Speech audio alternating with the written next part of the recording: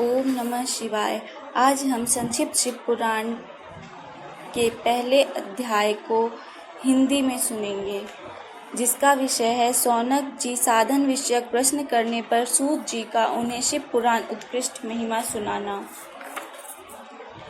शौनक जी साधन विषयक प्रश्न करने पर सूत जी का उन्हें शिव पुराण की उत्कृष्ट महिमा सुनाना।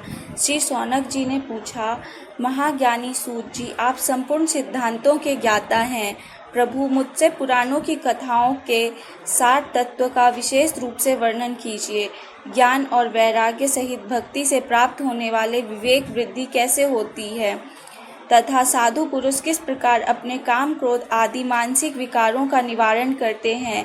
इस घोर काली काल में जीव प्रायः आसुर स्वभाव के हो गए हैं। उस जीव समुदाय को शुद्ध बनाने के लिए सर्वश्रेष्ठ उपाय क्या है? आप इस समय मुझे ऐसा कोई शाश्वत साधन बताइए जो कल्याणकारी वस्तुओं में भी सबसे उत्कृष्ट एवं परम मंगलकारी हो तथा पवित्र करने वाले उपायों में भी सर्वोत्तम पवित्र कारक उपाय हो। तात वह साधन ऐसा हो जिसके अनुष्ठान से शीघ्र ही अंतःकरण की विशेष शुद्धि हो जाए तथा उससे निर्मल चित्त वाले पुरुष को सदा के लिए शिव की प्राप्ति हो जाए। सूत जी ने कहा, मुनि श्रेष्ठ शौनक, तुम धन्य हो, क्योंकि तुम्हारे हृदय में पुराण कथा सुनने का विशेष प्रेम एवं लालसा है। इसलिए मैं शुद्ध बुद्धि से विचार करके तुमसे परम उत्तम शास्त्र का वर्णन करता हूँ।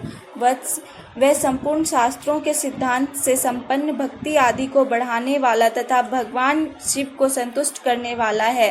कानों के लिए रसायन अमृत स्वरूप तथा दिव्य है। तुम उसे श्रवण करो। मुने, वह परम उत्तम शास्त्र है शिव पुराण, जिसका पूर्व काल में भगवान शिव ने ही प्रवचन किया था। यह काल रूपी सर्प से प्राप्त होने वाले महान त्रास का विनाश करने वाला उत्तम साधन है।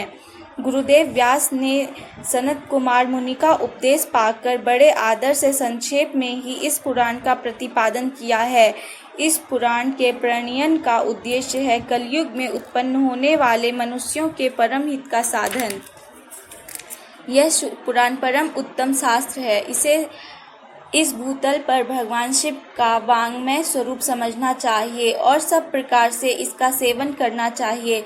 इसका पठन और श्रवण सर्व साधन रूप है। इससे शिव भक्ति पाकर श्रेष्ठतम स्थिति में पहुंचा हुआ मनुष्य शीघ्र ही शिव पद को प्राप्त कर लेता है। इसलिए संपूर्ण यत्न करके मनुष्यों ने इस पुराण को पढ़ने की इच्छा की है अथवा इसके अध्ययन अभीष्ट साधन माना है। इसी तरह इसका प्रेम पूर्वक श्रवण भी संपूर्ण मनोवांछित फलों को देने वाला है। भगवान शिव के इस पुराण को सुनने से मनुष्य इस सब पापों से मुक्त हो जाता है तथा इस जीवन में बड़े बड़े उत्कृष्ट भोगों का उपभोग करके अंत में शिवलोक को प्राप्त कर लेता है। यह शिव पुराण नामक ग्रंथ 24,000 श्लोकों से युक्त है। इसकी 7 संहिताएं हैं। मनुष्य को चाहिए कि वह भक्ति, ज्ञान और वैराग्य से संपन्न हो बड़े आदर से इसका श्रवण करे। 7 संहिताओं से युक्त यह दिव्य शिव पुराण पर ब्रह्म परमात्मा के समान विराजमान है और सबसे उत्कृष्ट गति प्रदान करने वाला है। जो निरंतर अनुसंधान पूर्वक इस शिव पुराण को बाँचता है अथवा नित्य प्रेम पूर्वक इसका पाठ मात्र करता है, वह पुण्यात्मा है, इसमें संशय नहीं है। जो उत्तम बुद्धि वाला पुरुष अंत काल में भक्ति पूर्वक इस पुराण को सुनता है, उस पर अत्यंत प्रसन्न हुए भगवान महेश्वर उसे अपना पद प्रदान करते हैं। जो प्रतिदिन आदर पूर्वक इस शिव पुराण का पूजन करता है, वह इस संसार में संपूर्ण भोगों को भोगकर अंत में भगवान शिव के पद को प्राप्त कर लेता है। जो प्रतिदिन आलस्य रहित हो रेशमी वस्त्र आदि वेष्टन से इस शिव पुराण का सत्कार करता है, वह सदा सुखी होता है। यह शिव पुराण निर्मल तथा भगवान शिव का सर्वस्व है। जो इहलोक और परलोक में भी सुख चाहता हो, उसे आदर के साथ प्रयत्न पूर्वक इसका सेवन करना चाहिए। यह निर्मल एवं उत्तम शिव पुराण धर्म, अर्थ, काम और मोक्ष रूप चारों पुरुषार्थों को देने वाला है। अतः सदा प्रेम पूर्वक इसका श्रवण एवं विशेष पाठ करना चाहिए। यहाँ पे शिव पुराण का अध्याय 1 समाप्त होता है। ओम नमः शिवाय।